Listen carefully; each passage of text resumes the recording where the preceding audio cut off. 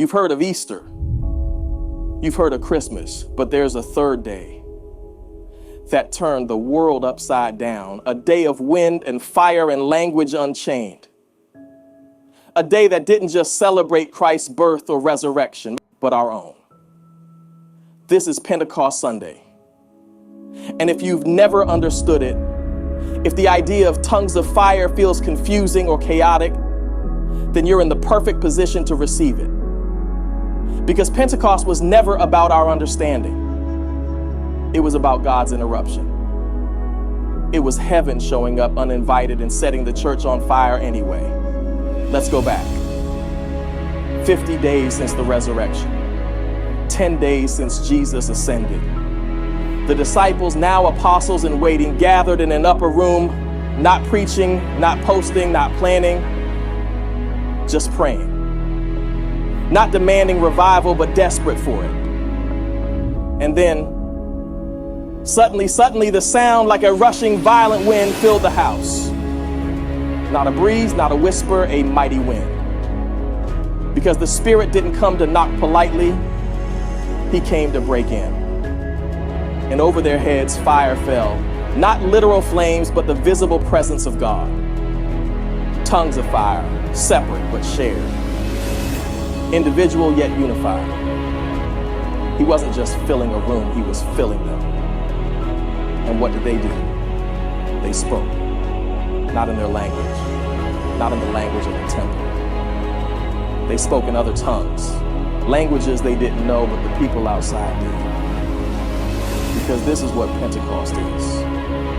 Not noise for the sake of noise, but divine translation. The miracle wasn't just that they spoke. It was that everyone listening said, "How is it that I hear them in my own language?"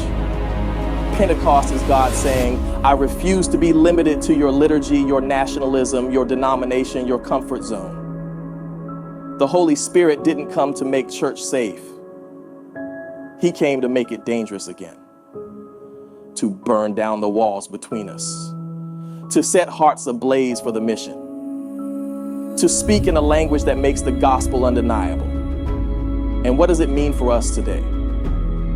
It means the same Spirit that rushed into that upper room still rushes into broken rooms, hospital rooms, jail cells, and living rooms. He still interrupts the ordinary with divine eruption. He still breaks language barriers, still translates pain into purpose. It still speaks to the doubter in a dialect they understand. So let me be clear. Pentecost is not a performance. It's not about shouting for the sake of shouting or speaking in tongues so we feel superior. It's about the moment heaven gave birth to a church that could no longer sit still. A church that moves. A church that speaks. A church that doesn't just gather but go. This is the day the gospel got loud. This is the day the church got multilingual. This is the day the Spirit said, I'm not just coming to dwell with you, I'm coming to live inside you. And what's more mystical than that? That the God of the universe would choose a flawed, frightened, fragile group of people to carry a message so holy it sets the atmosphere on fire. That's Pentecost. So for the one who's never heard of it, this is your invitation into something ancient and alive. For the one who's always thought it was just noise, this is your reminder that God doesn't do noise, He does meaning. And for the one who's been dry, who's felt like their flame has gone out, this is your wind. This is your fire. This is your suddenly. You don't need a sanctuary. You don't need a pulpit. You just need a hunger. Because when hearts are hungry, heaven still falls. So church, wake up your soul, open your spirit, clear the altar of distraction, and get ready for the wind to return. Because this isn't just a memorial, this is a movement. And movements don't die, they burn. This is the church born in fire. This is the language of heaven invading the earth. This is the gospel going global in one breath. This is Pentecost. This is power. This is the Spirit. This It's the birth of the church. He came like fire. He moved like wind. He still speaks in your language. He still sends power with purpose. He still falls where he's invited.